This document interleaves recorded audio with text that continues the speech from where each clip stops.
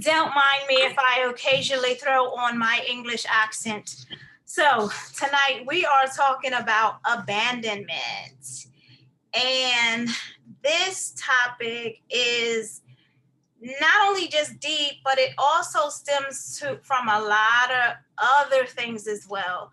So, I did get like a trying to think what did I do with my little definition and stuff like that.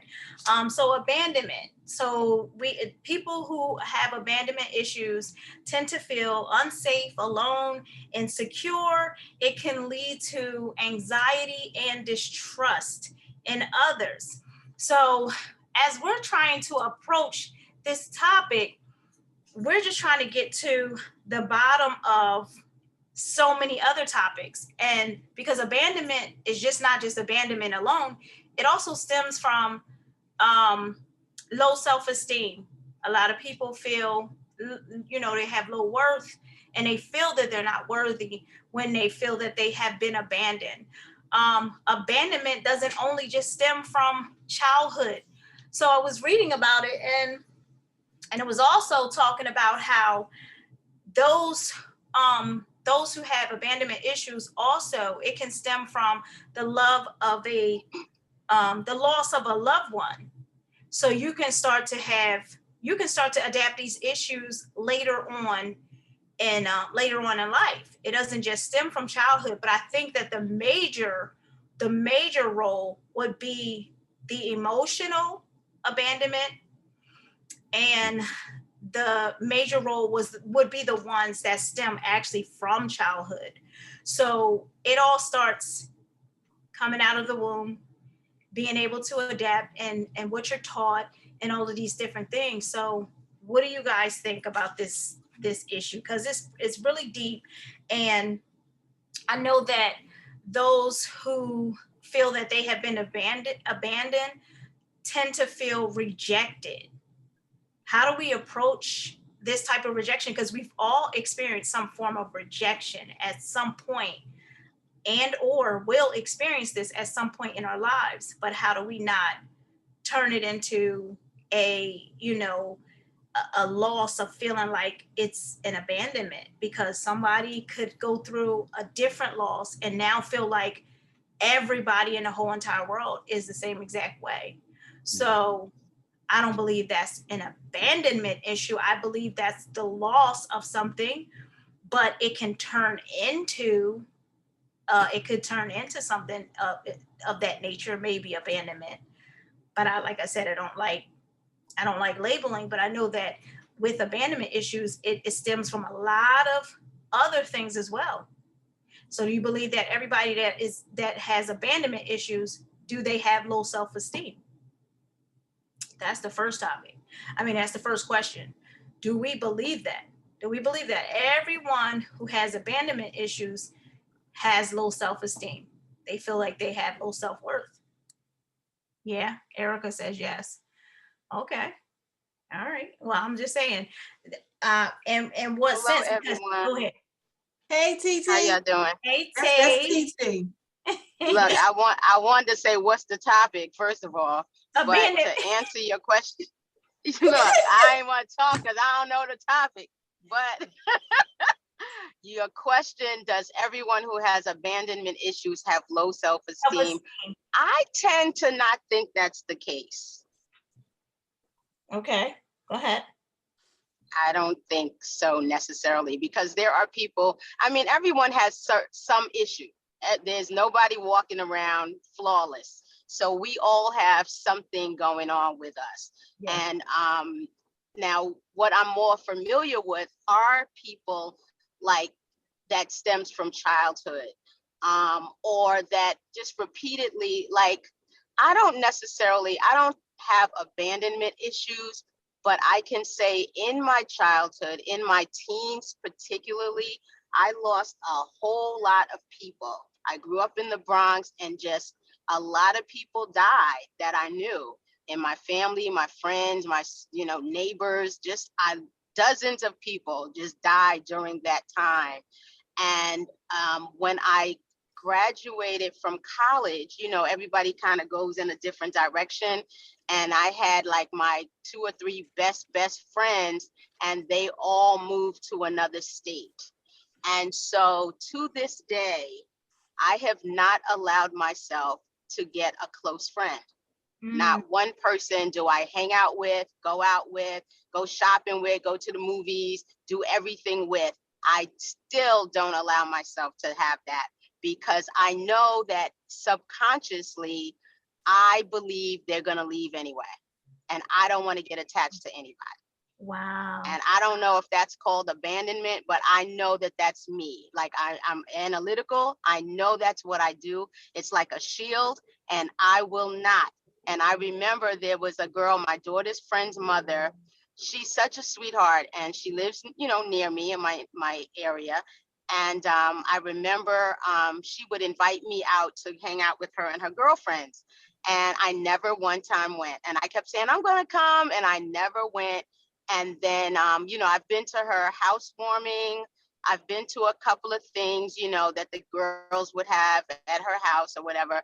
And I remember I met with her mother. You know, I did their taxes. I went to her mom's house. I would sit down and have tea with her mom. And one day I told her mother, I was at her house. I was like, she's such a nice girl. I said, but unfortunately, we'll never be friends. And she said, why? And I said, because I don't allow myself to get attached to people. Okay. I just know that was it. I know that's the reason. And I know that's what I do. It's not a conscious thing that I do, but I guarantee you, I don't know if that'll last for the rest of my life. I don't know if I need counseling, but I know that that's what I do. And I've been doing that forever because I've lost so many people. Wow.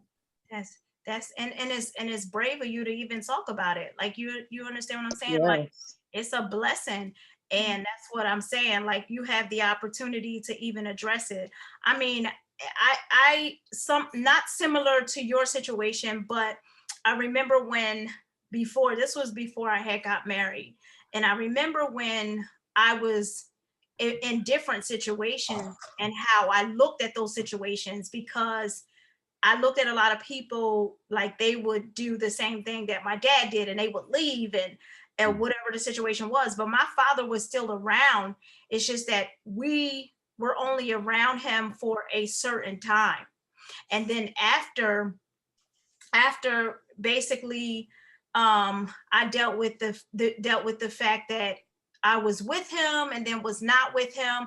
I kind of, you know, because my mom and dad were going through a divorce, and it was like that at that moment, it was like, wait, I don't get to be around him every single day. That's going to be a problem. You understand what I'm saying? So not necessarily, I don't know if we all can categorize ourselves with these abandonment issues, but I think just like Tisha was saying, we all have some form of an issue. We all have something going on with us that, you know, that might need to be addressed. And, you know, one thing about me is that I'm never against counseling. You know, I always encourage, I mean, people to possibly, like, you know, talk to someone, as well as praying about it, as well as, you know, reading, staying in God's word, and doing all these other things as well. But he did place people here for a specific reason and a specific time and a season. So I think, you know, anyone that he has here for us to utilize, you know, that is something that we should do as well. So like I said, my father, he was a loving person. And did I ever want to lose that? No. So when him and my mom when they divorced, it was like, oh my God, I'm never going to be able to see him again. And that's how I looked at it, instead of looking at it from the standpoint of they're just not together, but you'll still get to have the opportunity to see him. And I wanted to be able to have that. You understand what I'm saying? But then sometimes it was like, oh, you can't do this, or you can't go. And that's what separated me, because I'm very close to my father. So if you pull something away from a child that they're very close to, then yes, it will affect them. And that is where my issues stem from. They're like, okay, so when I got older and I started dating people, it was like, nah, we're not, I was with Tisha, we're not getting close because I'm not trying to I'm not trying to have this relationship so intimate, whereas though I want to be close. You understand what I'm saying? I don't want you to leave and I feel like this. No, I don't think it's going to work. So I just learned now in my marriage that, to work things out, as a woman and as a person that goes through different things. So you don't have to, because I'm gonna tell you, I was 2 seconds all the time from leaving. I was aborting everything. So I was aborting ship everything. Everything. I don't care. You say the wrong word. You say, oh, you need to sit down and we need to talk. I'm abort ship. I'm out the door. That's how I was. So I had to recognize that, yes, maybe it's something going on with me, whereas though I need to address being able to communicate in a totally different way. You can't run every time you have issues. You can't think that everyone is going to leave you. You can't think that this is what the situation is going to be. And abandonment issues present you with a bunch of insecurities. Which ones do you think they present you with? Go ahead, Erica. Now I understand, like by having someone pass away or a bunch of people pass away, and that would definitely cause some type of feelings, because people are temporary. The lives of people are temporary. That's just that's nature. But I think it's the leaving part is common. Yeah. It's a common theme in abandonment. It's slightly different when someone passes away and they're gone versus someone deciding to leave you. That's a different, and they're still living. Yeah. They just don't want to have anything to do with you. You know what I mean? So and that's very different. It's very different. And I don't think it's any more detrimental than someone passing away. It's just very different. And it's a lingering feeling because now you have to live with the fact that this person just left me. They're still living. They don't want to have anything to do with me. And that's very damaging to someone's self-esteem. Versus someone passing away, which is different. Which is a little different in that area. That's almost like that. That's almost like the emotional abandonment. Right. That's emotional abandonment. So you could be in the same vicinity with an individual every single day, be physically present with a person, and they are not mentally or emotionally there with you. So it's crazy how, they say that people leave the relationships mentally before they even leave the relationships physically. Right. So, and that stems from that emotional abandonment. But I think the emotional abandonment is the one that stems from the childhood trauma because of how the child was raised and what emotional, non-emotional attachments the child had with their own family.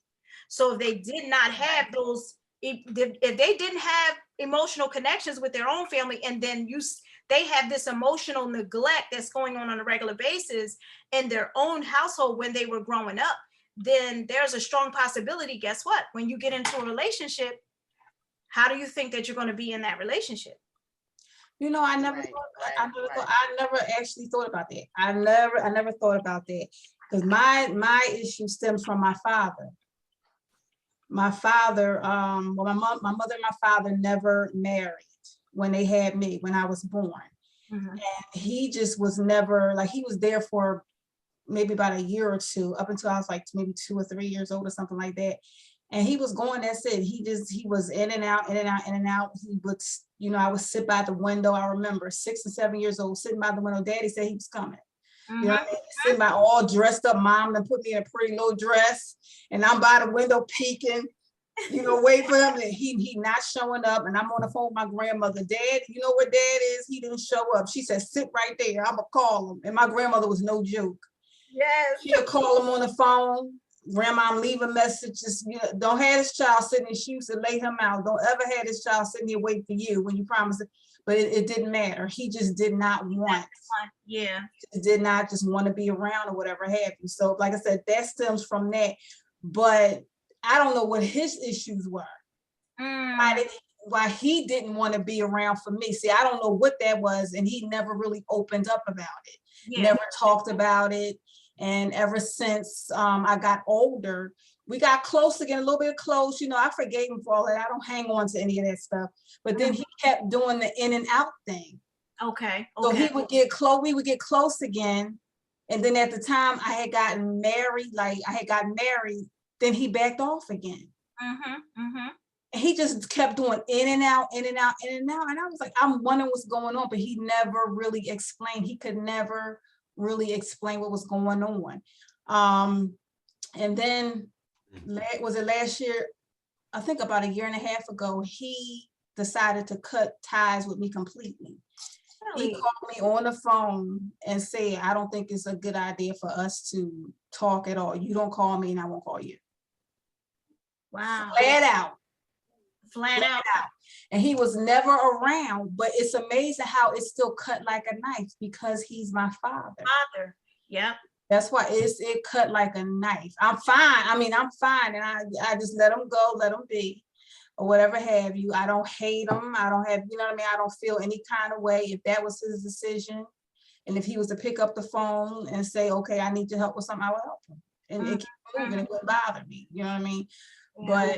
But I don't, like I said, he had some emotional issues, and I realized that as I got older. But I just don't know what they were. Yeah. And they had to be something. I just don't know. And see, my grandparents are now gone, so they can't shed any light, you know, as to how he grew up, and his sisters and stuff, they're kind of distant too. Like he distanced himself from them too. So like I said, I don't know. You know what I mean? I'm kind of like in the dark about that, but it had to. And I never even thought about him having, until you said something. It just never clicked. Yeah. Yeah.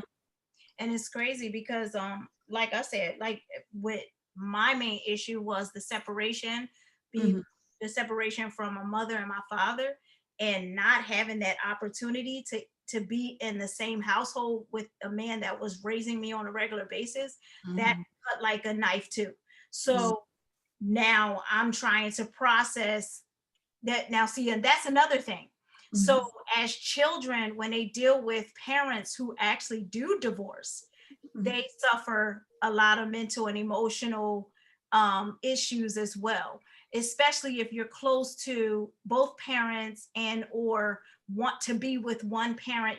Then you're forced to like choose, and you never want to do that. Kids never want to do that. You don't want to choose what parent you want to love more than the other parent because you want to love them both, right? So we're put in this position to be like, oh wow, if I had to choose, I want to go with my dad, but I have to stay with my mom. Do you understand what I'm saying? If I had the choice, I would probably, you know, I would probably want to be with my family, and they're all my family. But the reality is that it's a lot of mental and emotional trauma that people deal with on a regular basis. And because it's not addressed, see, we as adults don't think that when a husband and wife is going through divorce, that maybe the children is going to need counseling.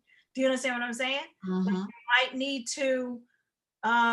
might need to get them some counseling, might need to get them some help. But see, back then, it's like, you know, sometimes they just didn't understand that, you know. Right. Now we have the ability to understand things. We have the ability to cope with different things. We know, you know, because we know better, we do better now at this, you know, at this time. But like I said, abandonment stems from a lot of other issues.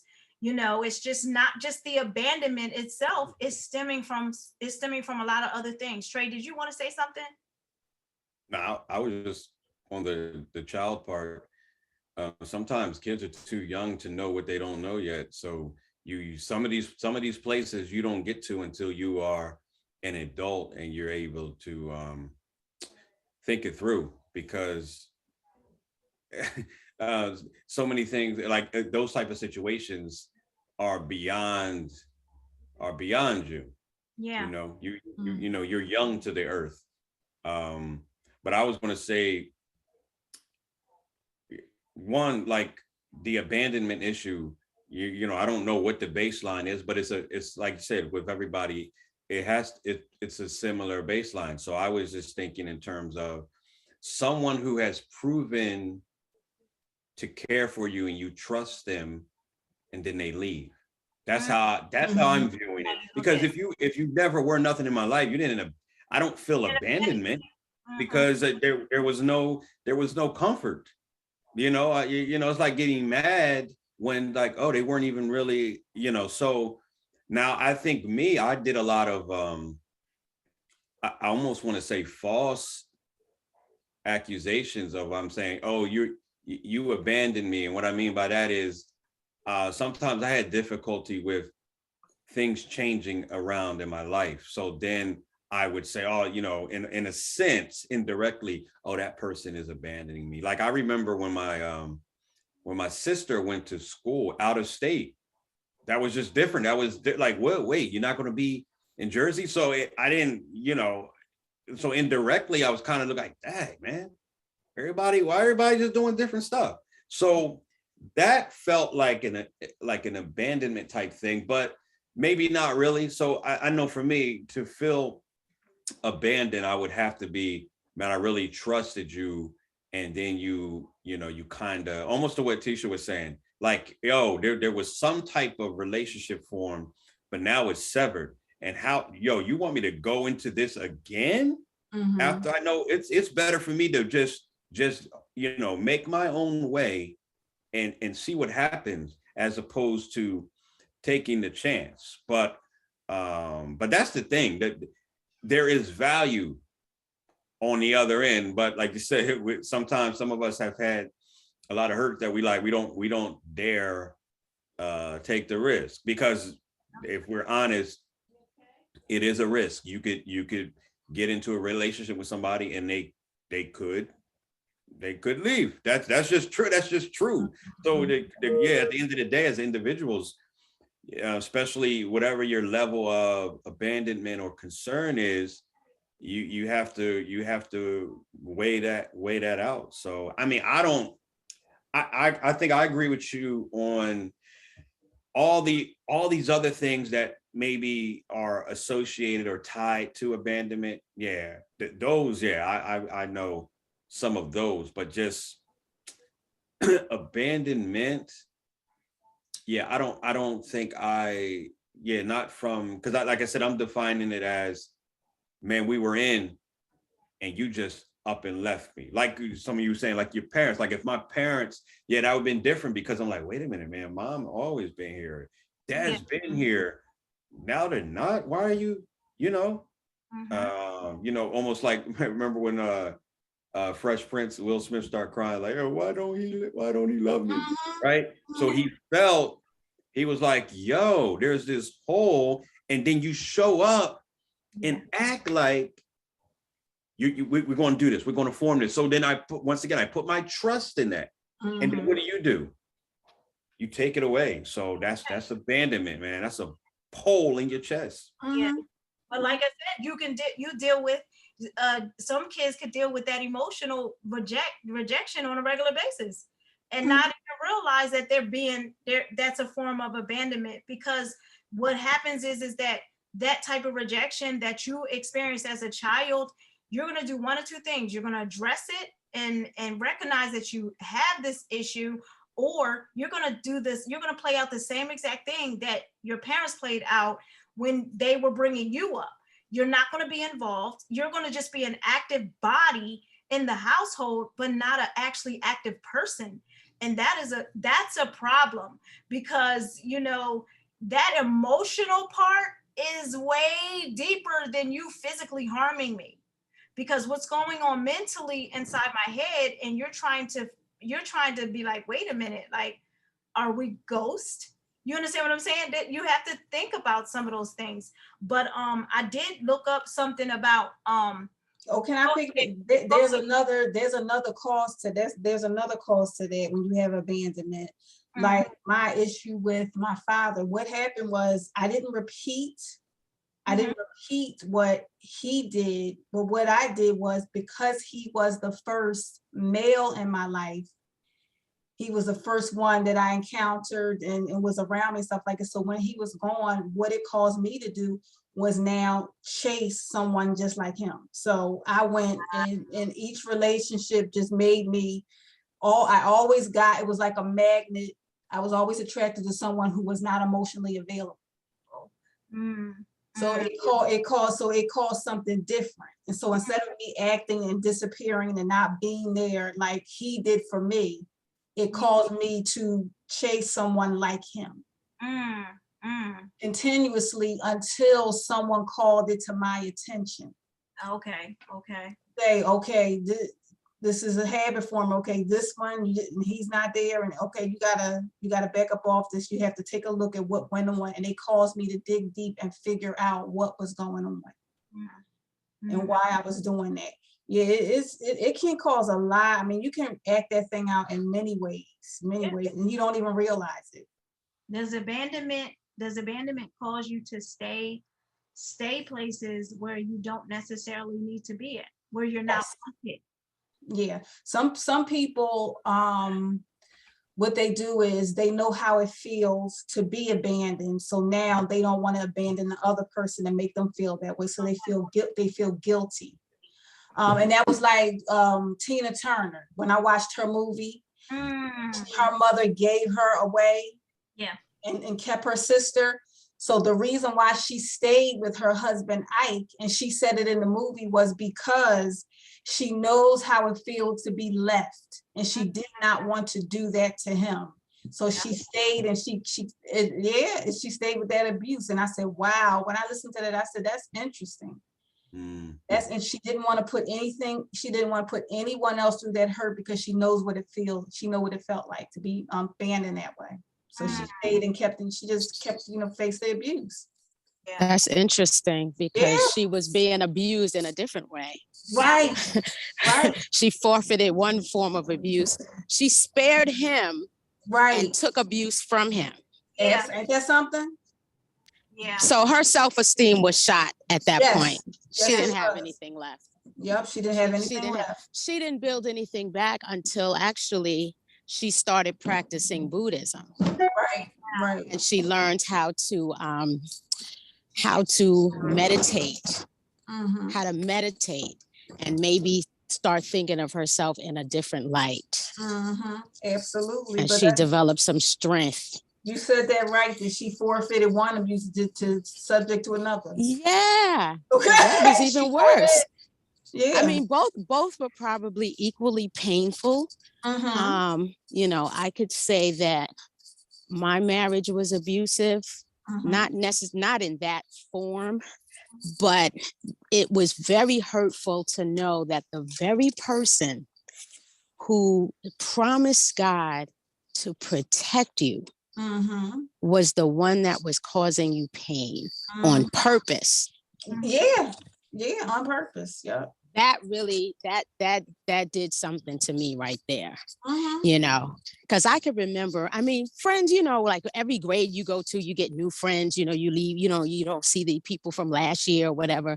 And that was fine to me. But I had a cousin, and I remember I was about 23 because I was engaged, and he got married, he remarried. And then all of a sudden, her family lived in Houston. They moved to Houston. And I was like, what? And he was like a brother to me. Like, we was always together. We hung out every single weekend, like all the time. And he was moving to Houston. And I remember we had a service for him at the church. And I sang a solo, and I sobbed. I wept. It killed me when he moved, because I felt like I was never going to see him again. And I've only seen him about 2 or 3 times since then. And that was when I was 23. And I spoke to him on the phone, but that's not the same. We would reminisce about how we used to hang out and blah, blah, blah, blah, blah. But I was never going to have that again. It was over. Wow. deep. Yeah. That's deep. You know, and that was how cutting, you know, even when my friends moved, you know, they got married or they just moved to another state, and you know, it's like we're never going to hang out again.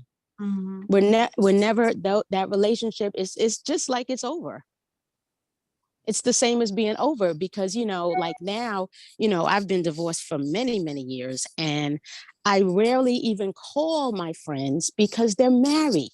They're Mhm. busy, you know, they're with their kids, they're with their husbands. And I always feel like at night, I don't want to call people like during the week, because I'm like, they're home from work, they're spending time with their family, you Mhm. know, and I just feel like I don't want to interrupt that.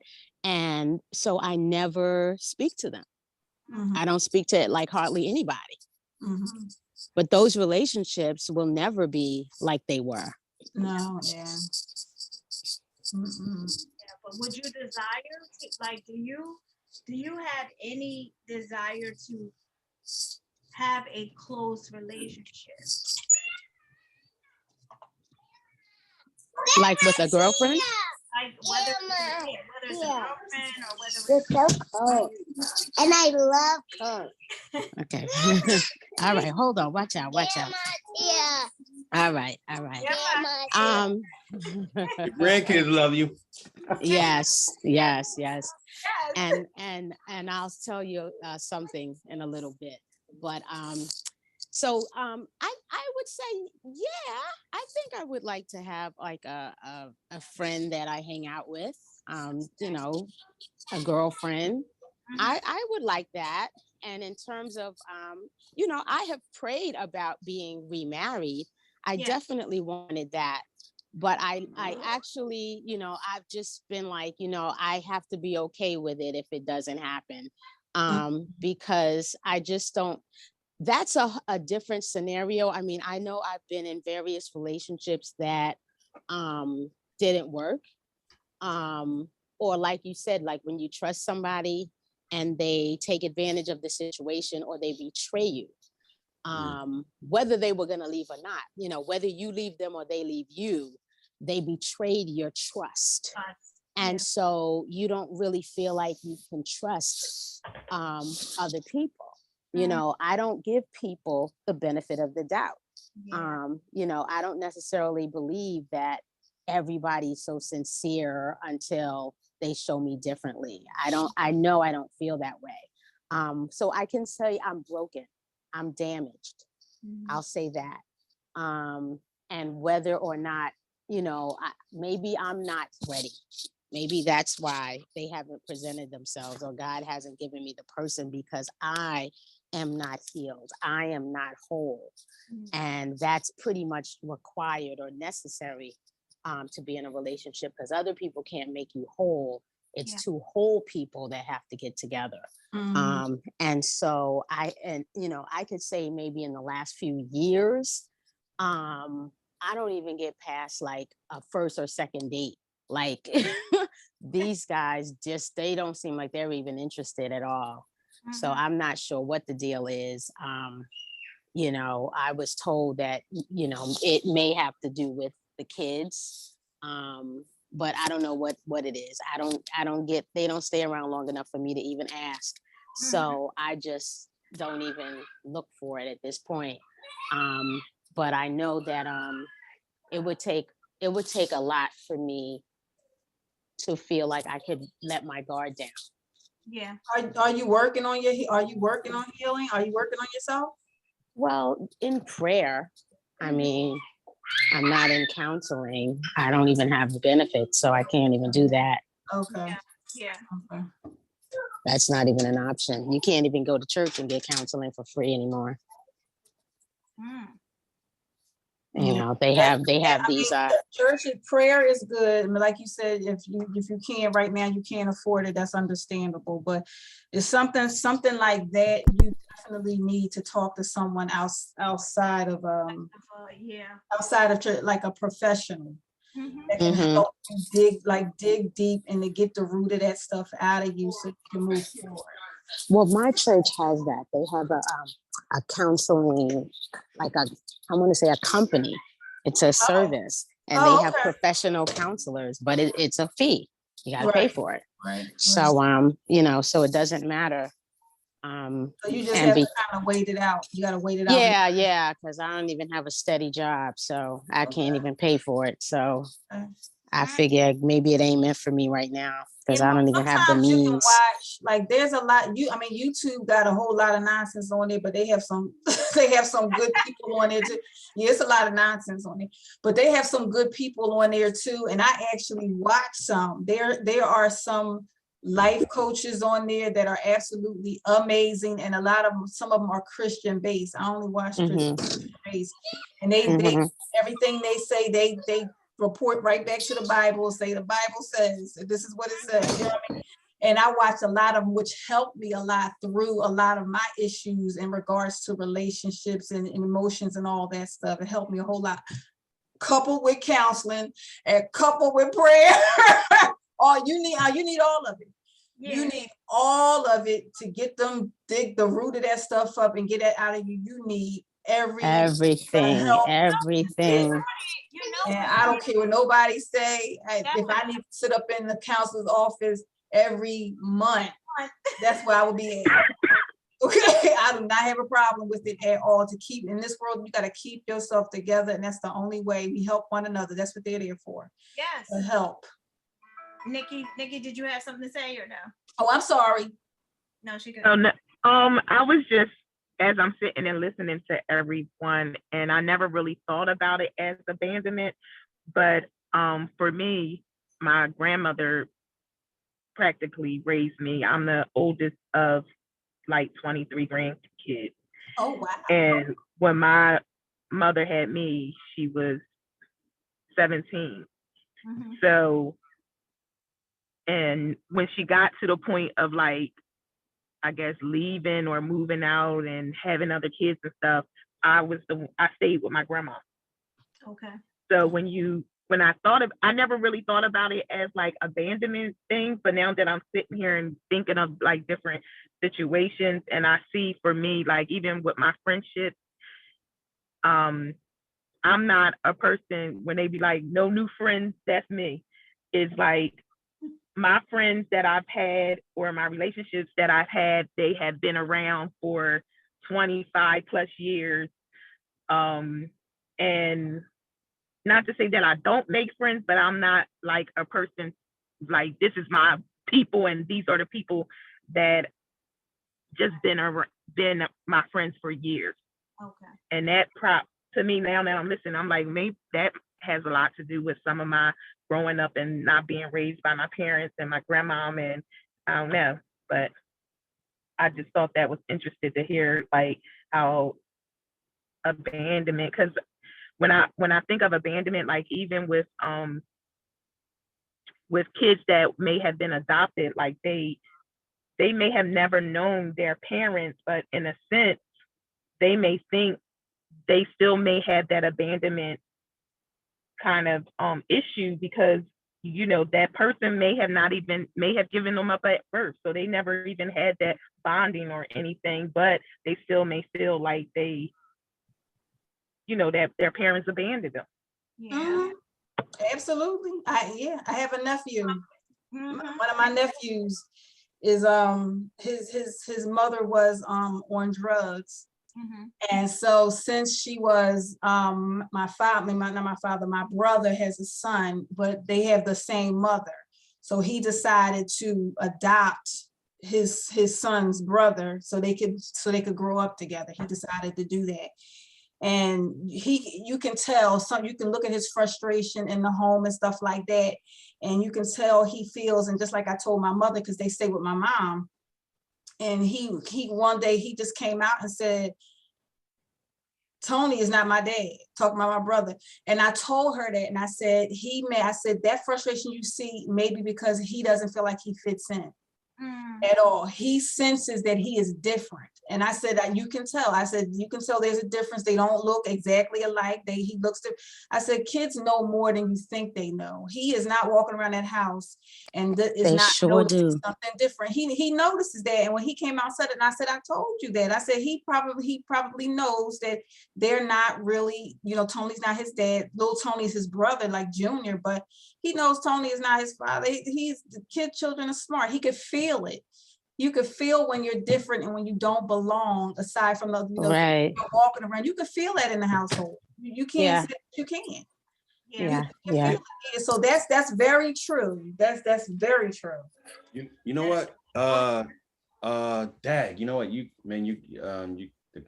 Like you guys' ideas and thoughts have now triggered something. I thought about because I was saying initially, I don't think, because I've been trying to think through like what perspective of abandonment, but I thought about this.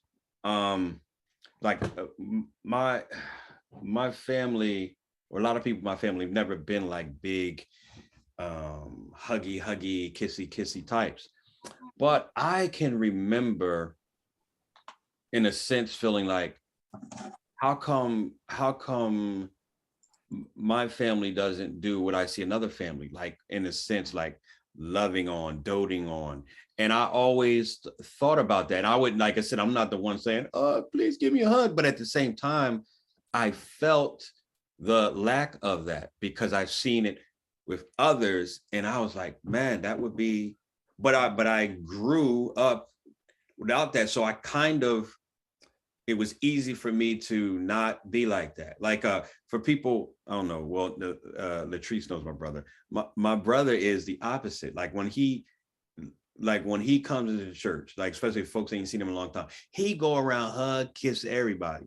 I never do that. I'm like, nah, man, I'm good. I just come in, hey, how you doing? And people know it, but he's the same. So I always like feel that because on a certain level, I feel like, well, I was, you know, you guys abandoned me in terms of, you know, you're supposed to be like hugging your kids all the time, you know, but it's like I said, I was never vocal, but I just would always see stuff like that.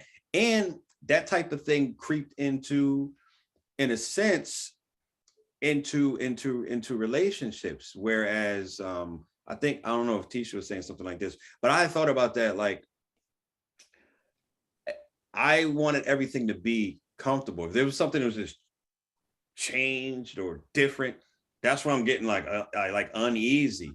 Like I'm not used to change. So even if it meant being cold, hey, as long as we don't change, you know, don't do something new, because to do something new now presents these new elements that I have no idea about, and that's tapping into some insecurity. Because like you said, that's like a close cousin to abandonment, where you just, okay, I'm insecure to where even if someone's in my life and they are treating, and I mean, I want to say they're not, but they are treating me right.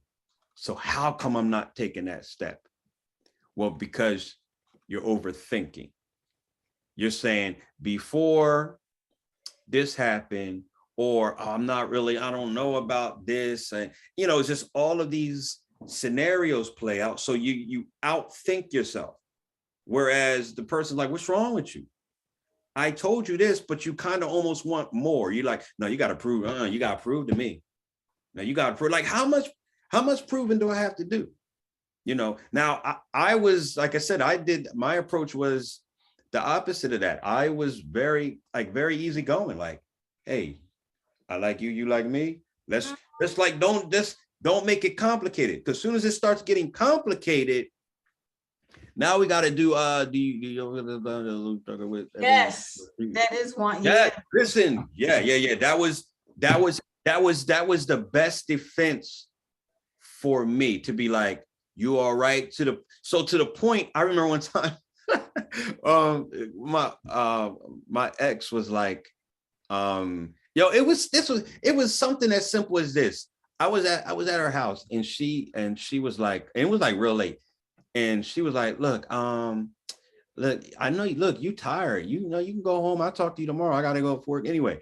But I in my mind, I got triggered and I said, no, I don't want to say anything that I think will upset her. So I said, no, I'm not tired. She's like, Trey, you're tired. And then she said something and it felt like it punched me in the face. She's like, stop trying to appease me. And I was like, what? But that's what I was doing. I'm tired. Listen, I need to go home. I'm gonna need like 20 cups of Joe, but I'm sitting there like, no, I ain't tired. No. But a lot of that stems from, okay, insecurity or listen, I don't want to leave you, man, because you know, whatever. But once I recognized that, yeah, I started working on the opposite. Yo, I gotta say what I feel. Now that doesn't mean, you know, you have to be rude and obnoxious, but now I do. I'm like, let me tell you what's on the table. So I had to work on that because I realized, like, wait a minute, I'm saying stuff I'm saying yes just because I think you'll be mad if I say no. Mm-hmm. No.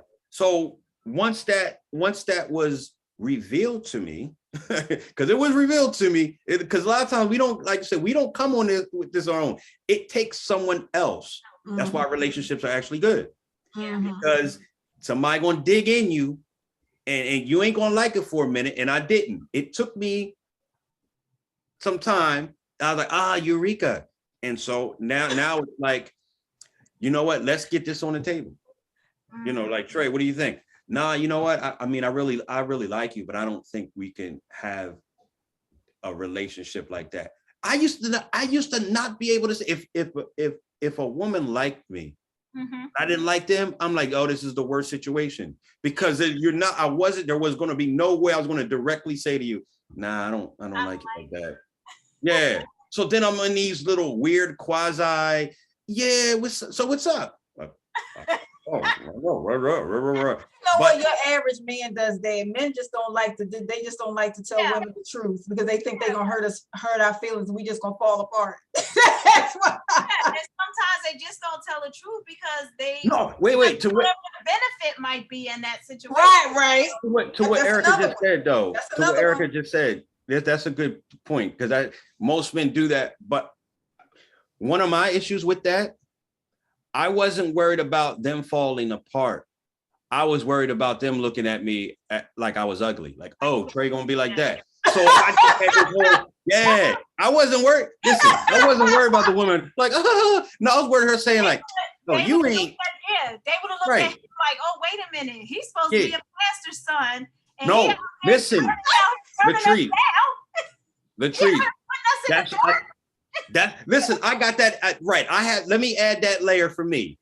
I had the PK weight on all my thinking in terms of that, because that used to be in my mind, like, especially if I was in a relationship and I did something I wasn't supposed to do and whatever, and it didn't work out. My thinking was, she went, oh, he's supposed to be a pastor's kid. So I'm carrying that.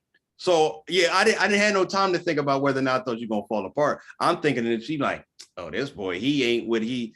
And so that was, I mean, that was, yeah, that's a lot. That's a lot right there. But you're human too. And see, that the thing about it is we keep sitting up here and putting all this responsibility on a human being. You can't do that. You're human. Before you're anything else, you are a human being. So you will make mistakes. You will do wrong stuff every day. Okay, every day you're gonna do something that you ain't got no business doing. You're gonna either on purpose or by accident. It's gonna happen. It don't matter. Well, I wish you, Aaron, I wish you could have told me that 20 years ago, man. That would have been really key. You had to go through the process. Yes, man. Yes. It's called growth, Trey. Yeah, it's growth. You know, we all have to, grow. And I believe that, like I said, a part of our growth, puts us in another spiritual place with God, so that we can get a better understanding of who He actually wants us to be. Yeah. And I was stubborn, so I wasn't going to reach out for aid, even though I knew, like, okay, I think I'm gonna need some help with this, but no, I'll figure it out. Yeah.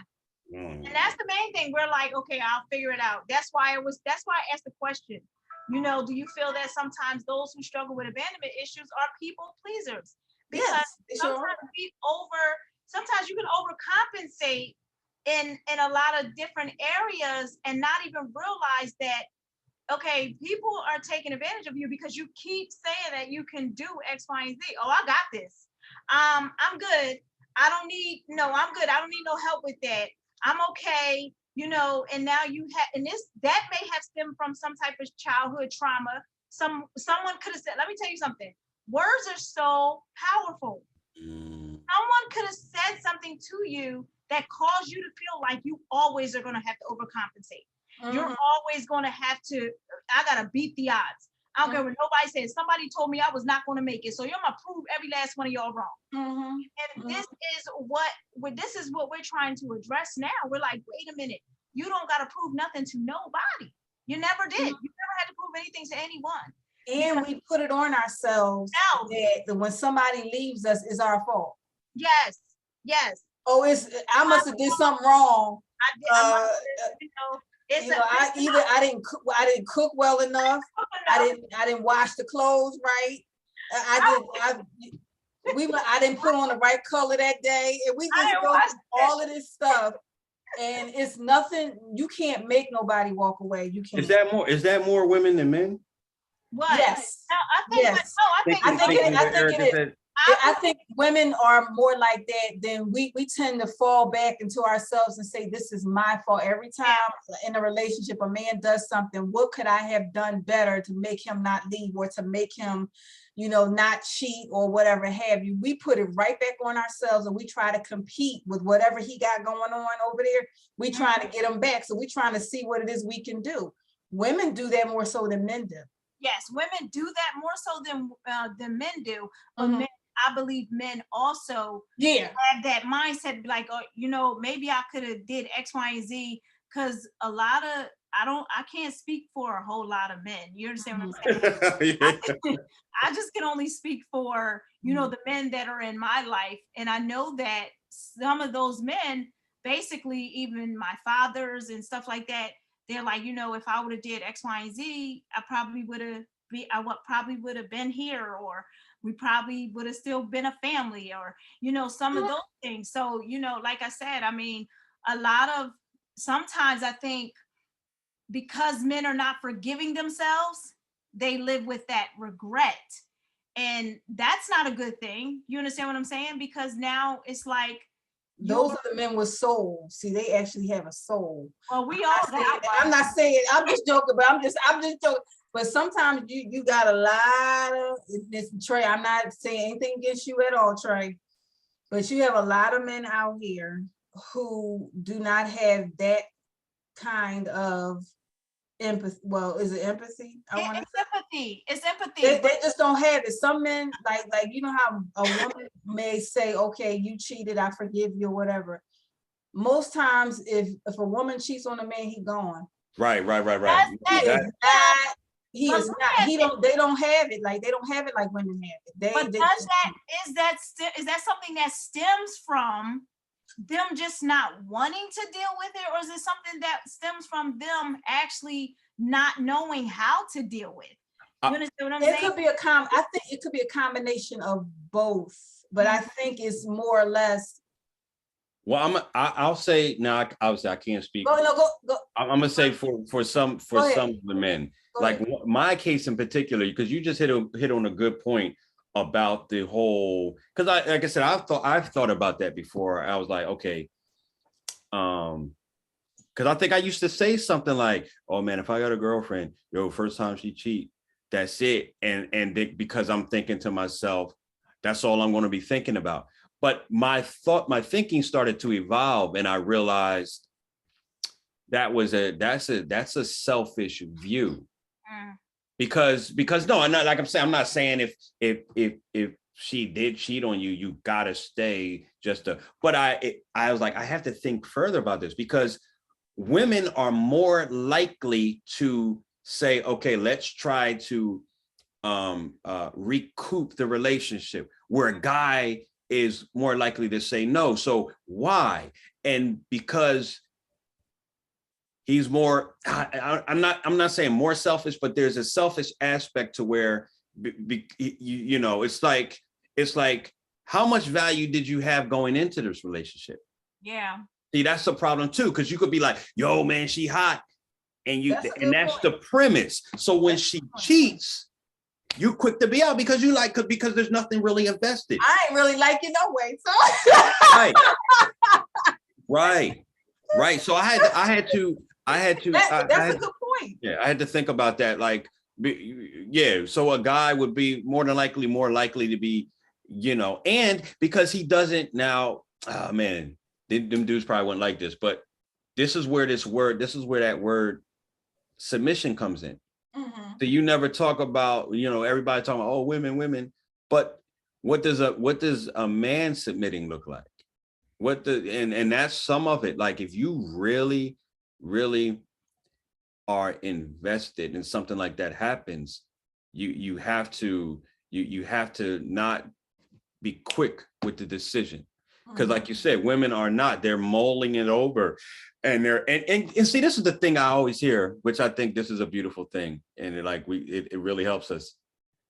Even in the midst of that, I'll hear women say, but see, but I know him.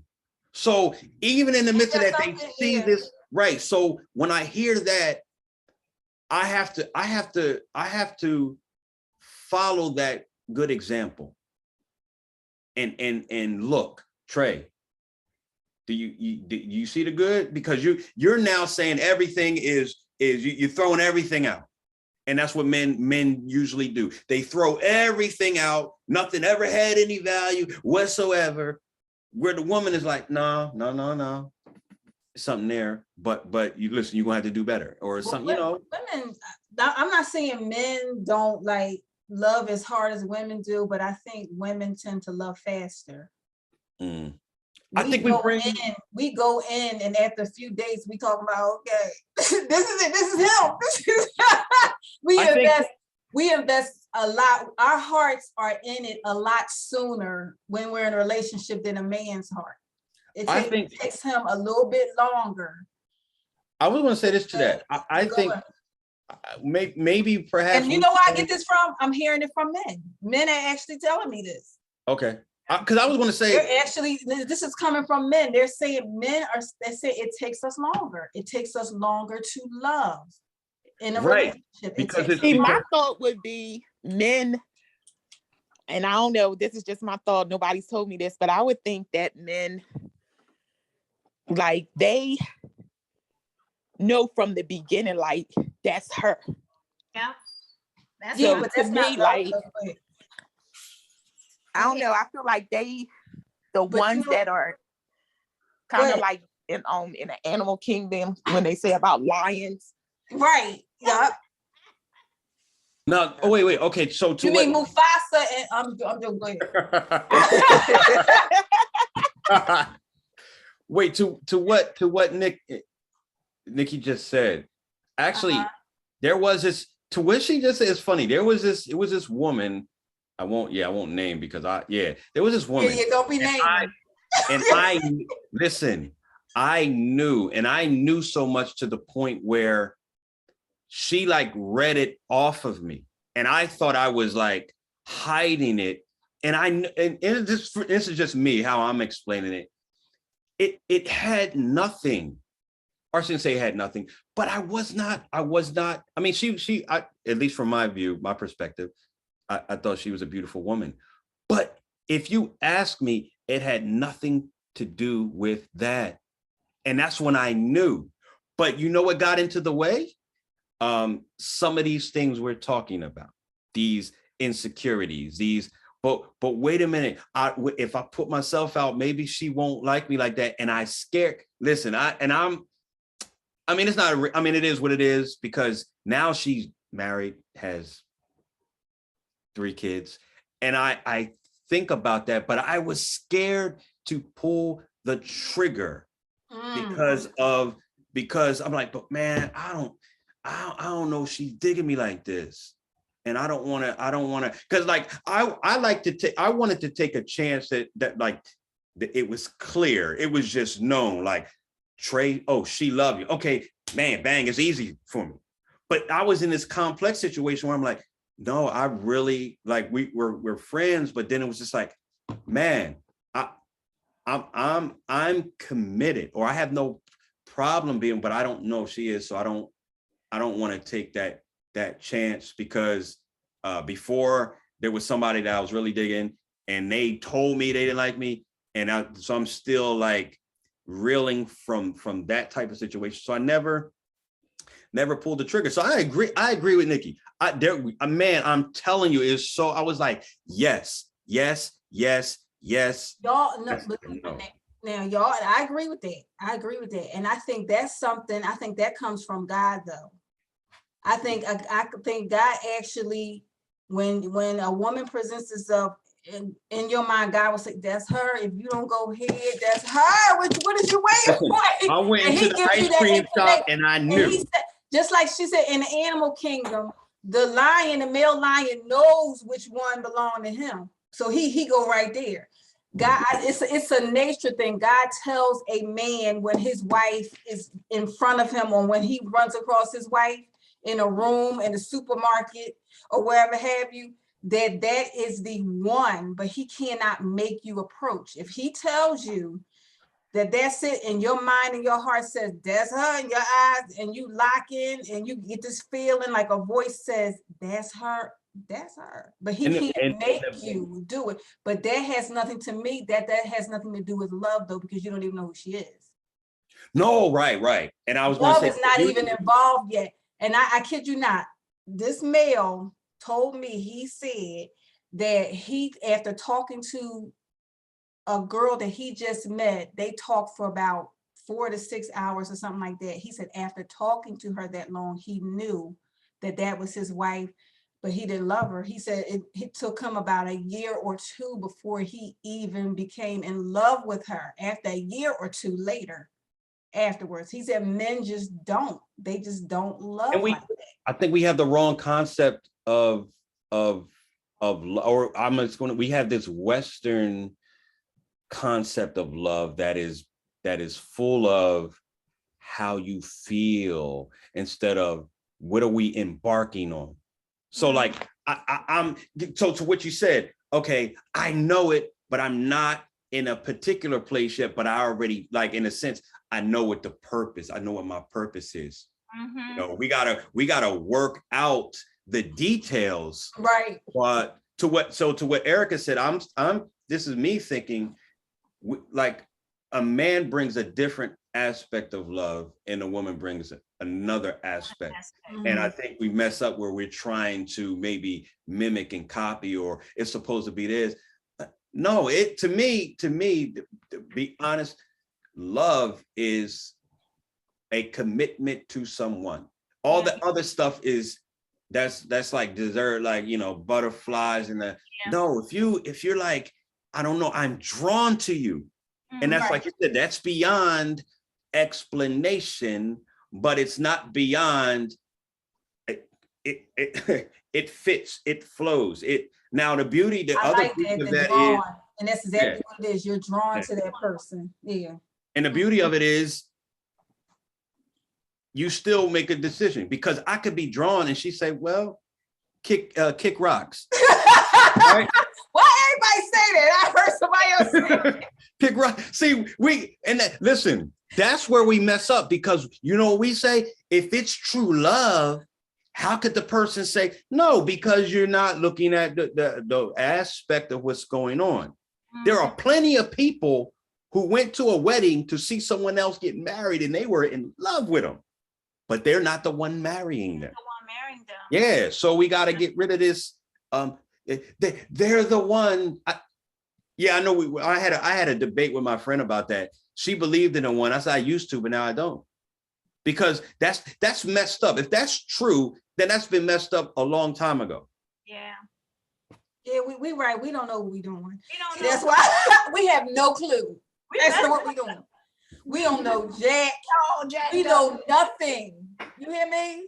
That's why it's so many. That's why it's so many divorced folks out here, and because I'm one of them. is because I had no clue. I had no clue.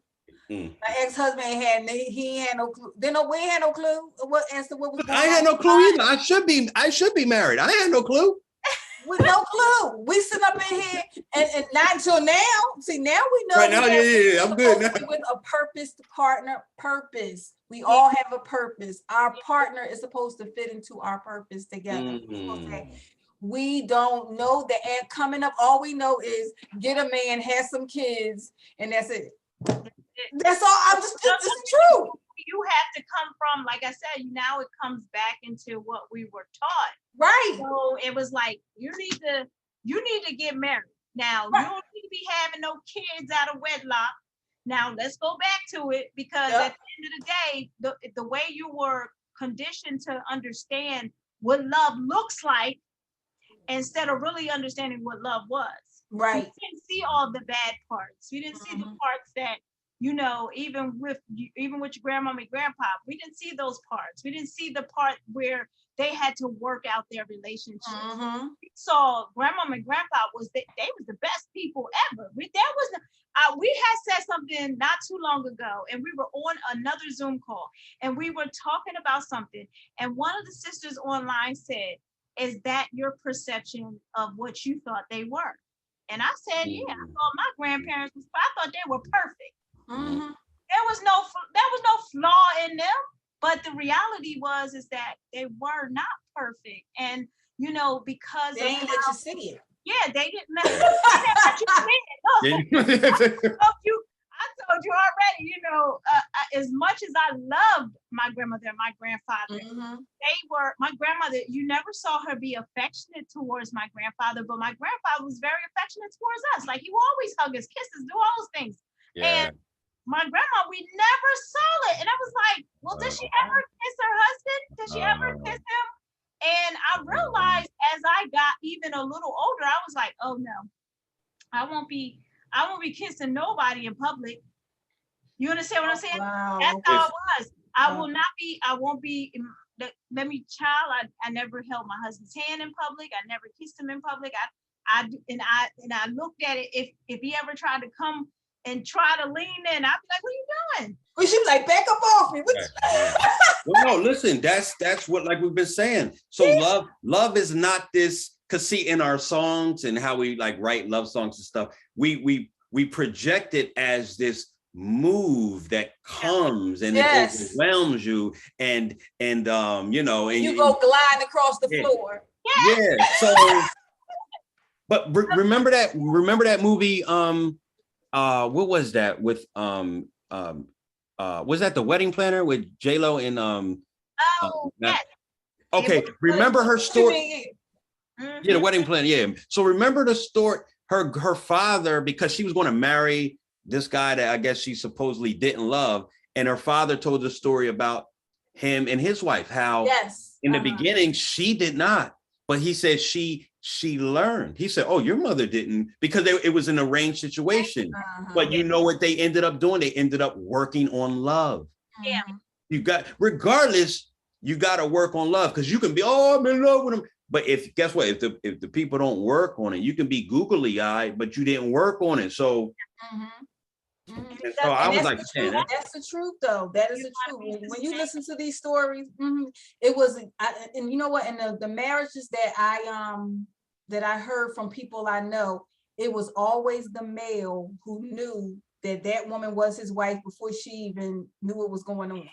He said he could look at her and tell that was her. That was her, and he knew beforehand. You know what I mean? And she had no clue. They worked it out or whatever have you, but it was always the male. It was always I've heard that too. She was saying no. She was saying no. Huh, Tisha? I've heard that several times where a man said he knew when he met the woman, he even told her, I'm going to marry you one day. Yeah. And they got married. And because it's he who findeth a wife.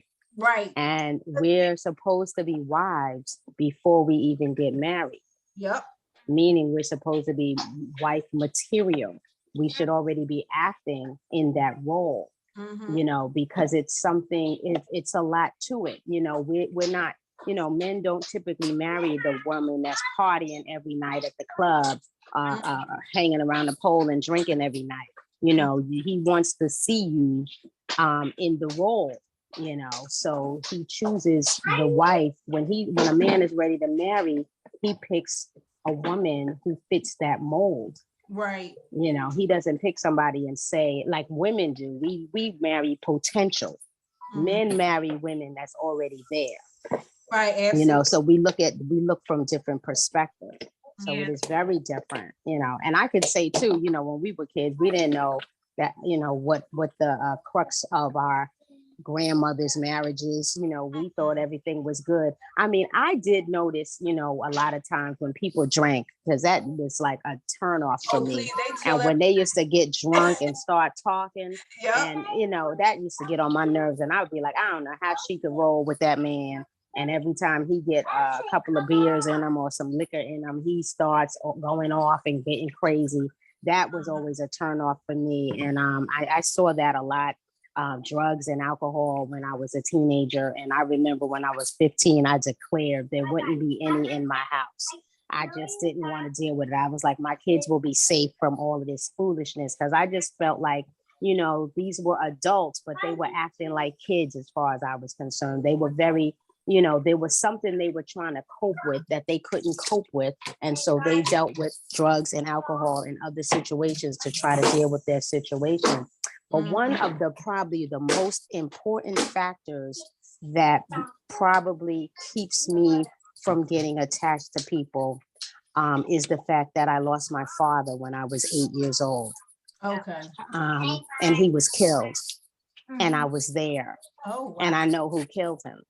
And it was somebody in my stepmother's family. So all of that is an issue. And I was really very angry, you know, after that happened. Became very introverted, just cried for years and years, just, you know, really needed counseling at that point, just really was down, very angry, very, you know, just horrible, you know. And I have to say, like most of my friends, I lived in a high-rise building in the Bronx, and most of my friends did not live with their fathers. Some of them didn't even know who their fathers were. So I had a little bit of solace in knowing that I knew who my father was and my father loved me.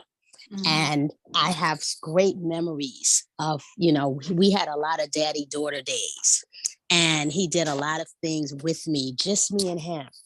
And I have those memories. And you know, he was an entrepreneur. He was super ridiculous busy, but he always took time for his kids.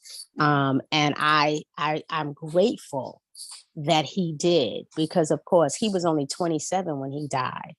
And he didn't know he was going to die, but he knew how to be a good father. For whatever reason, you know, his father wasn't in his household, but he was a great dad. And, you know, I don't know everything about him, but I know a lot of the stories that I heard from my grandmother, my stepmother, my mother. You know, I heard a lot of stories about him, my aunts. But, you know, I'm grateful that I have those memories. But still in all, you know, he wasn't there for any of my graduations. He wasn't there for my wedding. He wasn't there when I had my daughter. He wasn't there, you know, and when I needed him, you know, when I was dating the wrong guys, he wasn't there. I didn't have a protector. I didn't have anybody telling me that, well, they only want one thing, leave him alone. No, that's a no. You know, I didn't have the dad to scare the guys away, you know, the one that was cleaning the gun while he's meeting the boy. I didn't have that, and I wanted it. I wished that I had that. I remember even trying to reach out to my pastor to try to get that. I used to make everybody come to my church if they wanted to talk to me and meet my pastor. And I would be like, well, what do you think? What do you think? And he'd be like, he's nice. That's all he used to ever say about everybody. I said, that's all you say about everybody. And then I had to tell myself, he don't care. He ain't your dad. He don't care. You looking for care. You looking for somebody to care, but he doesn't care. Stop barking up that tree. You know, and I never got it. And when my mother married, I was 26 years old. So I was already an adult. And I never, embraced him that way. He would introduce me as his daughter to people, and I would always say, I'm the stepdaughter. I made it very clear that I was the stepchild. Yeah. And I felt very different. I felt like I was treated very different for many years. I mean, they've been married 31 years now. So things have changed and I feel a lot closer. But in the beginning, I was like, because they would be like, well, when did he have you? And I said, no, I'm not his child.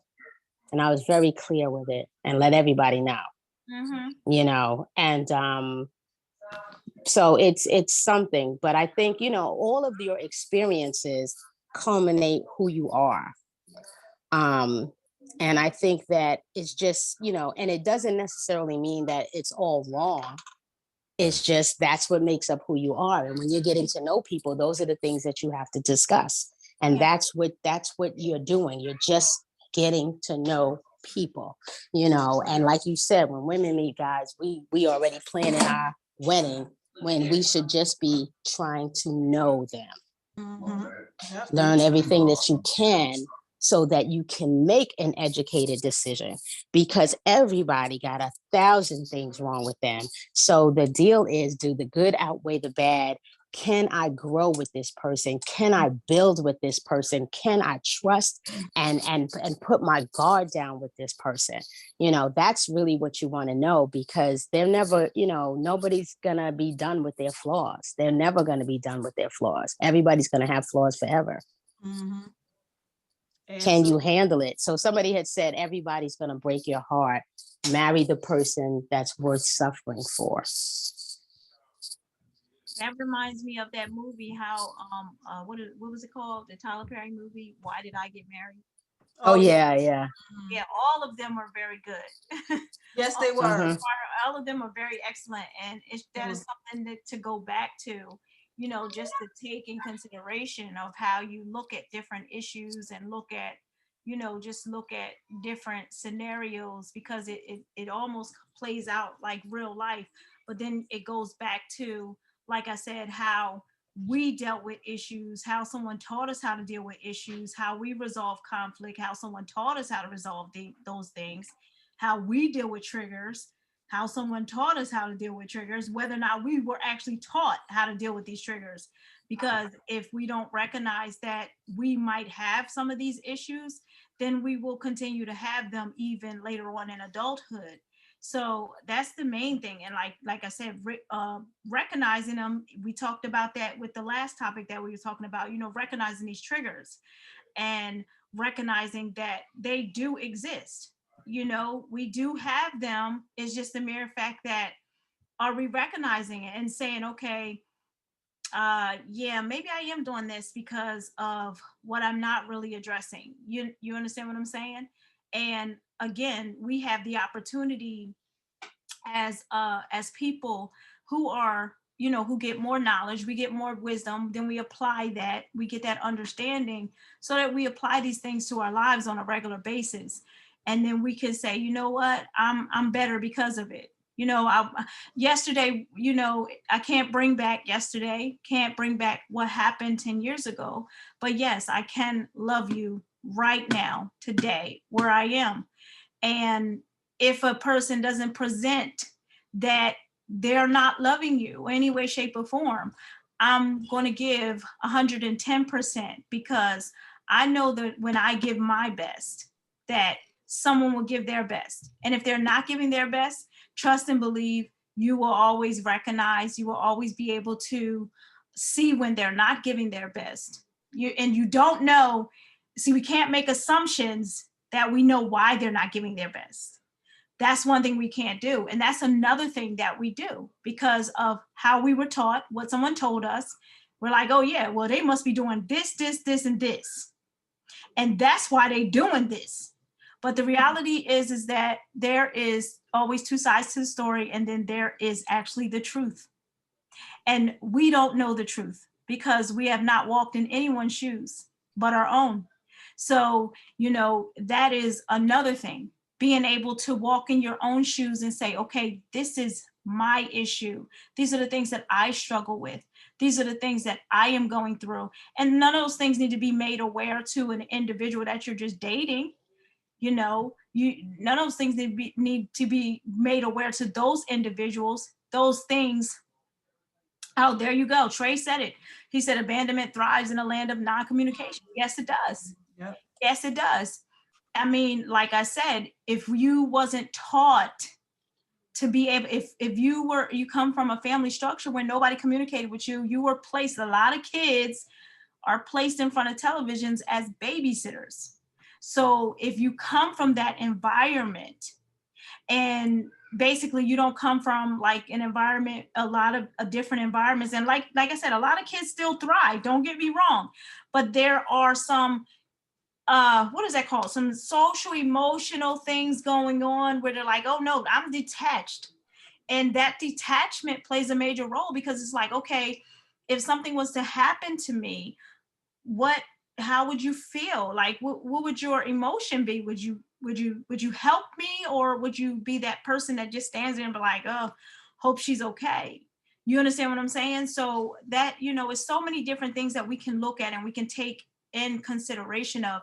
But again, like I said, abandonment, even though each and every last one of us struggle with something, it doesn't necessarily have to be abandonment. It could be something else. We can struggle with those triggers. We can struggle with sometimes having low self-esteem, and not all the time. You understand what I'm saying? And God will show us, and he helps us to recognize, you know what, I'm all that you ever needed. So, he puts people in our lives for a specific reason, in a specific season. And those reasons is for the betterment of us and to grow us so that we can get to him.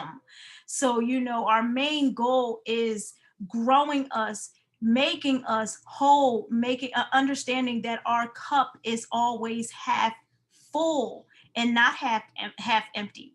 You understand what I'm saying? Because God is always that, he's always that full, that cup that fills us up. No person can ever do that for us.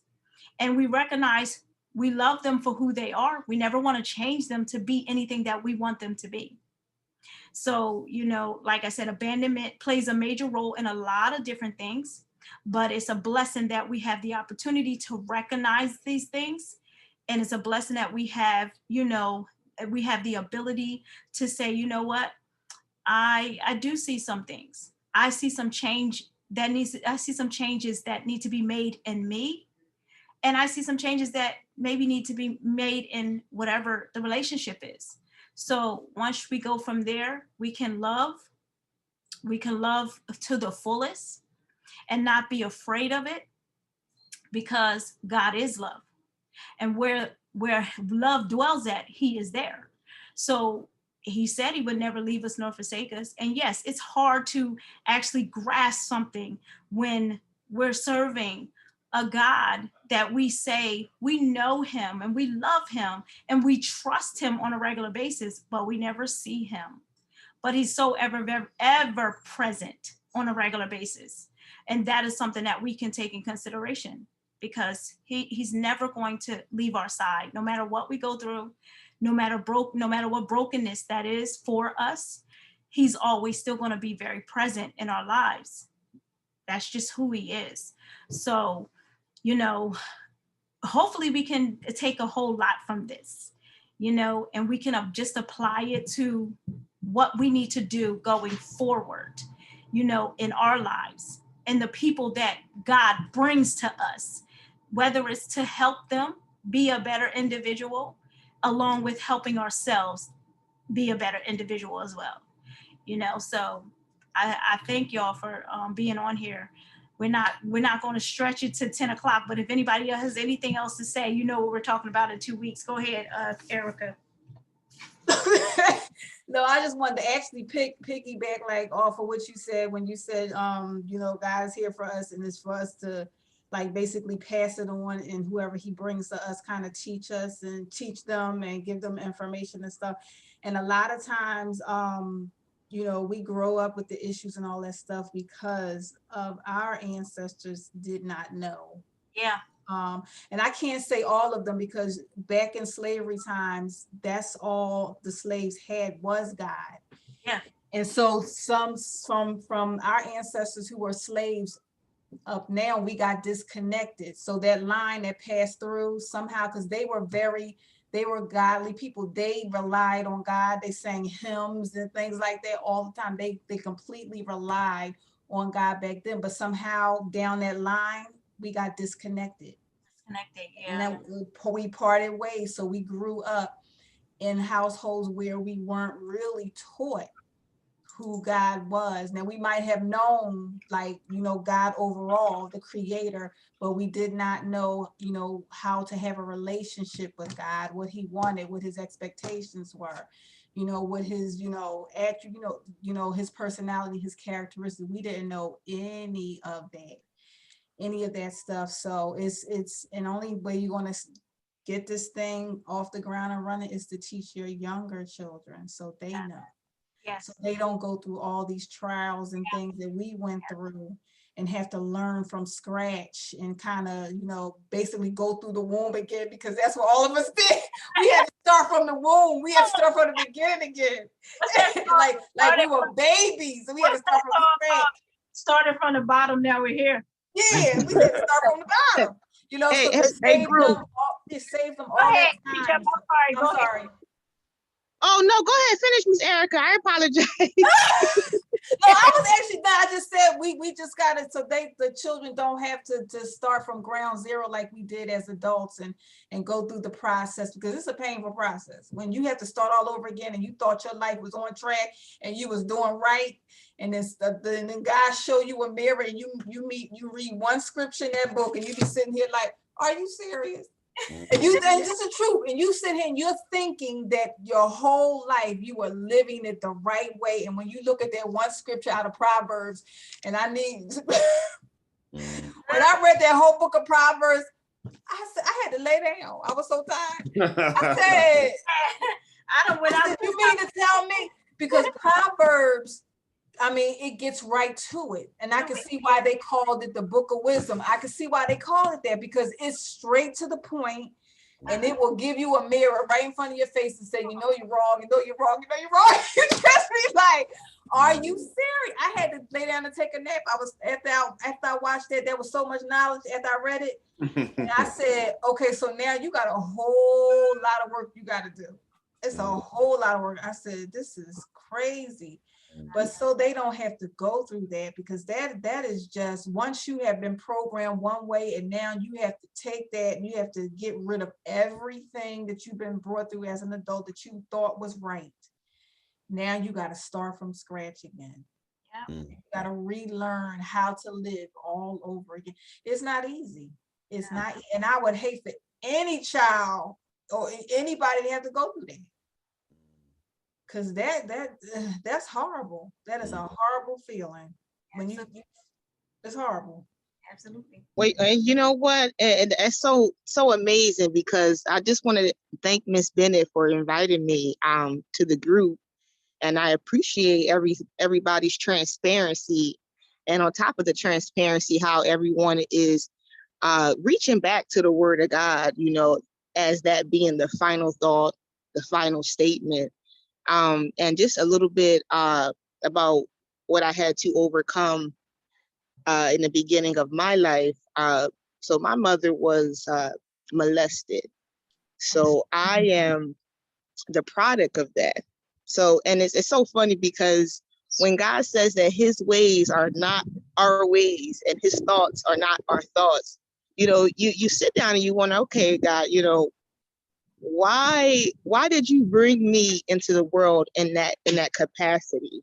What am I supposed to learn out of this? Why didn't I have a daddy? I always wanted to know my daddy. Why wasn't he there? Why did I have to be the one to go through that? And the Lord said to me, he said, Egypt, listen. He said, I needed you to understand that in any form or fashion, I am not only your heavenly Father, I am Jehovah Jireh. And I am the provider, and I provide all things.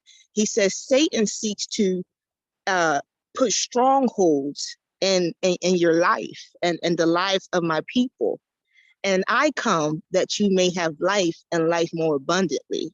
And it was such a very key thing that you said, ma'am, about just having to reprogram your mind, because the Bible is the tool that we use to reprogram our mind. But see, it's more than just reading that book. You got to have the Holy Spirit to open up those scriptures to you. Because some people look at the Bible and they in it for 2 minutes and they're like, okay, I can't read this. This is crazy. I don't even understand where thou art. But you got to have that Holy Spirit. You gotta have that Holy Spirit to guide you and lead you and to discern the word.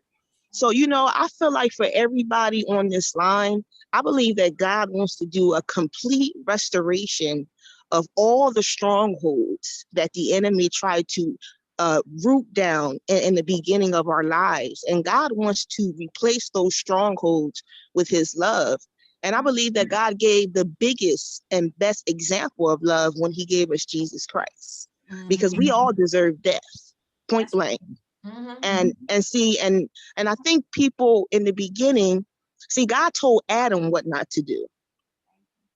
He didn't specifically come to Eve and tell her. He told Adam. So Adam was supposed to have rule over his wife. So Adam, what was you doing when Eve was over there talking to the serpent? What was you doing? He was over there picking collard greens. You know what? He may have been putting the plow to the dirt, He was picking them greens. He was like, listen, we got to eat. I need to pick these greens.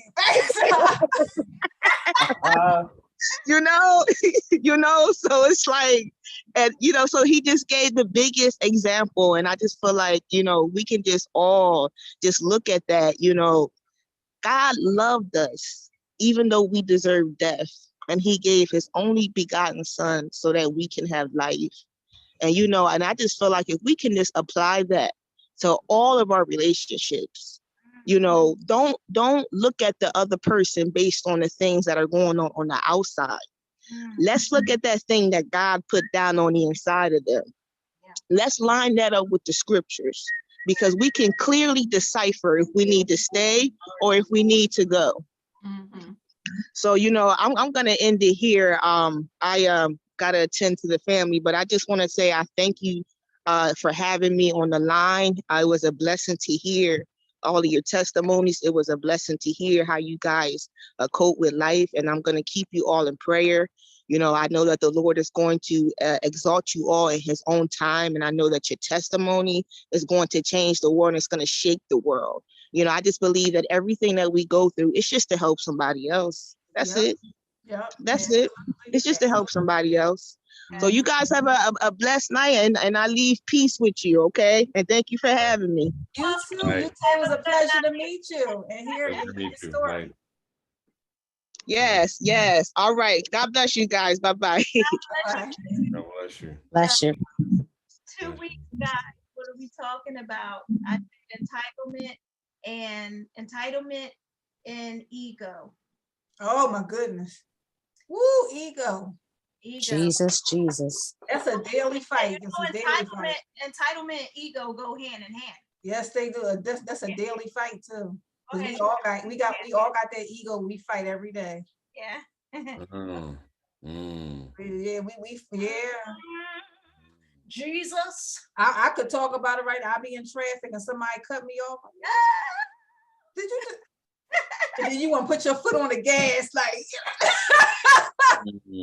You just cut me off. Yeah, you just cut me off. Okay. I don't like that. Let me put my foot on the gas and speed up. Cut me off, sugar. Oh, you know what? I'm gonna chase you down. Look right. I'm telling you. Happened. Look what you driving tomorrow. When you check out traffic when you driving tomorrow. Did y'all hear about the old man?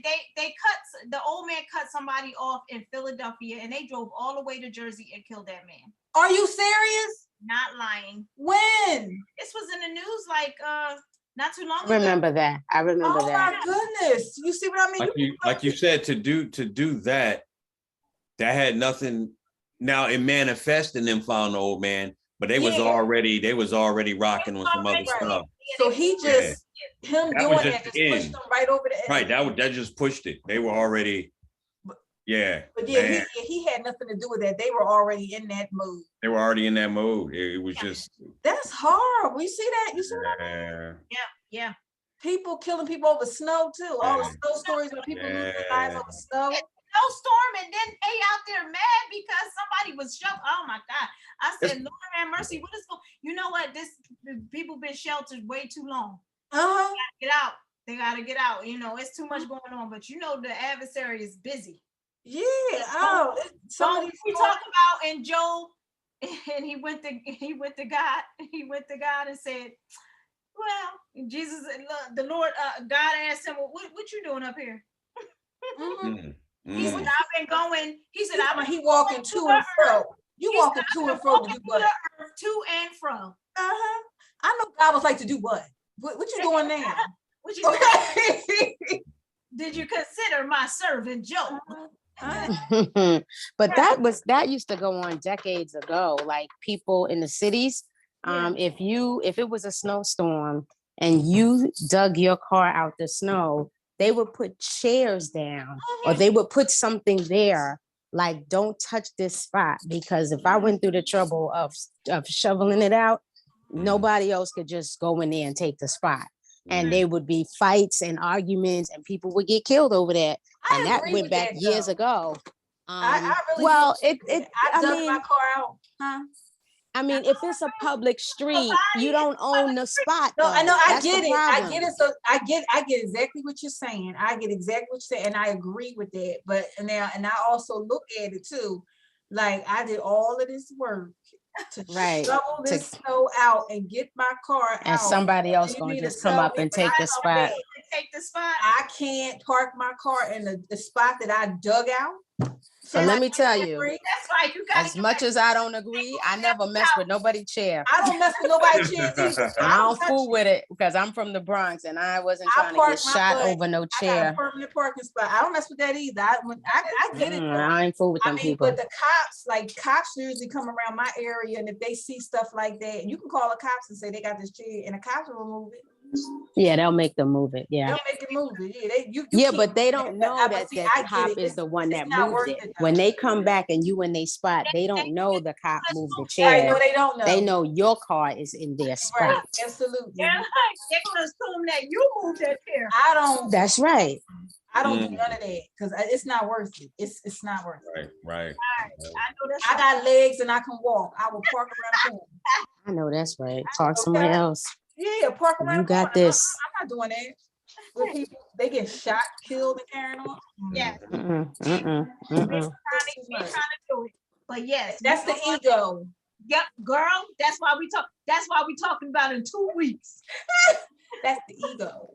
The ego. The ego. How that ego come in, and so much that you go through, and sensations that you be holding. Yeah. Yeah. The ego will get you hurt. Yes. Hurt somebody. Wow. People will get you hurt and it will hurt somebody else. Yeah. We gonna get to the bottom. You be cussing people out. What? Listen, we're gonna get to the bottom of it in 2 weeks. 2 weeks. Hope so, because we try to get to the bottom of some stuff, we just leave it hanging. We ain't got to the bottom of nothing ever. We just What was that one we didn't get to the bottom of? What was it? We was talking about that for 2 times. We came back the next 2 weeks. We still talk about it. What was it? No. Oh, I forgot what it was. But because every time Latrice came back, she's giving a recap. Well, last time. Yeah. But what? I can't remember what it was. Was it neglect or rejection or something like that? No, it wasn't rejection. No, wait, was it? Was it off of one of the movies? Because it seemed like we had a couple of. It was not off of the movie. Oh yeah, well it did have something to do with was it forgiveness? Yes, it was. Might have been yeah. That was right. We never got to the one of them, forgiveness, but then it was something else because we did too. Deception. It was unforgiveness. Deception. That's the one. Deception. Yes. That was the one. We ain't never get off. I still don't have a clear understanding. And ain't nobody forgetting nobody, right? I really don't. We still got to get to the bottom of it. I was confused. I'm still confused. You better stop. You better stop. It's a month later and I'm still confused. I'm confused by by that deception. That thing is. Yeah, it's just that was deep. And Yes, see, it Mary not on here. See, Mary was on here and she was questioning everything. Well, Yeah. is that what that is? She just had a question. Wait. I got a question. Yeah. But that one was when we were on about generational, what was it? Generational. Generational curses. Oh, generational curses. Yeah, that's yeah. Is it really? We didn't get to the bottom of that either. That ain't no. we didn't. Because That's Latrice bottomless. kept saying, "Is that really a curse?" Is that Right, really right. or is that a choice? Right. Okay, You're right. We're absolutely correct. It is, and that's why this is a transparent. It's just no, it's no clear. It's really no straightforward answer. Straightforward answer. It's not supposed to be. It's supposed to be open ended. Yeah. And it's supposed to be something that is a conversation that you continuously hold so that you can actually get through what you're getting through. That's the blessing of the whole conversation. Because Right. it's like you don't, you're like, oh, well, I don't really know. Yeah. Right. It's a conversation that needs to be open so that you can continue to keep talking about it, so that you can continue to grow and learn from it. Yeah. That's true. That's a good main, point. that's the main thing. But so you know what? This is like some of this is good content for our big sister chat. So we need it's real good stuff. You know, I got the recordings. I don't have all of them because I was confused. I'll be confused by where I be sending these recordings to. But I got it now. I'll be sending the recordings to the cloud now. Because when I send it to the cloud, I'm able to send it to y'all directly. Like it'll come to my email and I can send it to you. But when it comes to the computer, I'll be lost. Well, like I said, you got like 4 or 5 videos inside your computer that you don't know where they at, but they in your hard drive. They're there. So I just don't know how to get to them. So one of you tech gurus can sit down with me one day and just share a screen so y'all can do your own, and then help out. It might take about 2 seconds. Oh, found it. It was right. As soon as you open your thing, it's in your front screen. There. Oh, there you go. Wait, it's in the bottom left hand. Yes, right there. Look at God. It says Zoom recording. It does though. It creates its own folder. Yeah, it does. Right. Well, I've looked. I've tried. I mean, it's saying like, what I gotta do, Latrice? Jump out the screen and go. Yup. That's it. Unfortunately, I am a visual learner. Oh, she's using her angle. Well, you could visually see the recording in the corner. Y'all need to cut it out. I can't do it as good as Latrice. She got that thing down. She doing too good. It's scary. Right. It's scary when she do. Downton Abbey. Right. He said, are you your family? Are they from England? I said, no, we're not from England. We're right from Willingboro, New Jersey. Willingboro. I want some water from Willingboro. Now he got that part good. That way he said water. Water. Yeah, water. I'm like, what is water? Water. Yeah, Let me get a cuppa. Did y'all watch that? What? Yeah. Listen. So yes. Don't be start talking about it. Okay, I got notes. Listen, I got notes. Okay, he takes notes. Everything's too close. Does it tie into what we're going to be talking about in 2 weeks? No. You could. I mean, no, we'll do our movie night on the third. But you know what? It could tie in. It could. I could see ego in because of ego. Yeah, ego. Yeah. Okay. Because a lot of that stuff was ego that people did. Yeah. Inflated. Yeah. Especially, I'm thinking of a couple people. Yeah. What was the name of the movie that you talking about? It's a series on Netflix. On Netflix called Too Close. Wait a minute. How long is it? Oh, okay. It's like what, 6 episodes? 6 episodes. Okay. Listen. It's good. You better just like, because what I kept doing was, because especially when it's like that, if I watch one and it leaves on a cliffhanger, I'll watch enough of the next episode to where we're like, oh, I'll get back to it later. Because if not, you're going to try to rip through all I did. I watched all of them. Oh, you did? I couldn't help it. Every time you get to the point, they be like, what? No, I wrote questions to satisfy myself until I got back like, oh, wait a minute. Mm-hmm. And so, yeah, because I didn't have any chance to binge. Yeah, I didn't. Yeah. I don't have that much patience. I need to know right now. So what I'll do is I'll do my best to watch about a couple episodes, and then. Oh yeah, they're speaking your accent, Latrice, so you should be all right. All right. But it's funny though. It's very funny. All right. Are they British? Yeah. All right. Yeah, I think. Right. I think so. Yeah. I think so. Yeah. All right. Cool. Then you know what? If they're speaking my language, I can watch it. It's good though. It's good. It's good. Helena is coming on now. Tell we get ready to get off. Oh wow. Helena, I think she. Oh yeah. Oh wow. She just yeah, we ain't doing no OT, man. Oh, no overtime. It's Helena. 9:55. Helena, we getting off, Helena. Dang, Helena trying to make us stay on this piece. No, I was I'm in here doing homework. Oh. And I just looked at my phone and I seen the invite just now. Yeah, it's midterms. I got midterms next week. Oh, wait, what you taking in school? Criminal justice and psychology. Oh, nice. Nice. Yeah. I know that's got to be hard. That's deep. Yeah, and I'm taking 5 courses. Taking 5 at one time? Yeah, I always do. Oh my goodness. What school you go to? Rutgers. I'm almost done. I got 1 more year. Okay. Oh, good for you. Good. Yeah. That's real good. Thank you. No, that is a blessing. Keep going. Keep going and finish. You're going to finish strong, girl. That's right. Thank you. That's right. Thank you. You can get all of us out of jail when we hit somebody. I was going to say, right. I was getting ready to say that. Well, I'm going for I want to help juveniles. Juveniles, yeah. Okay, well, we don't. We can. Yeah, we can. Yeah. I mean, but you know what? But you can refer us to somebody. Yeah. I can. Draw his age bracket. They old and they need help. I need somebody. Y'all play way too much. Look, they old. They need somebody that's seasoned. They're gonna be like, he need help because he thinks he's a juvenile. He old, but he think he's a juvenile. I'm going to bed. I ain't messing with y'all. Good night. Pray us out, Trey. Why you gotta be? You just cut folks off. Right, cutthroat. Yeah.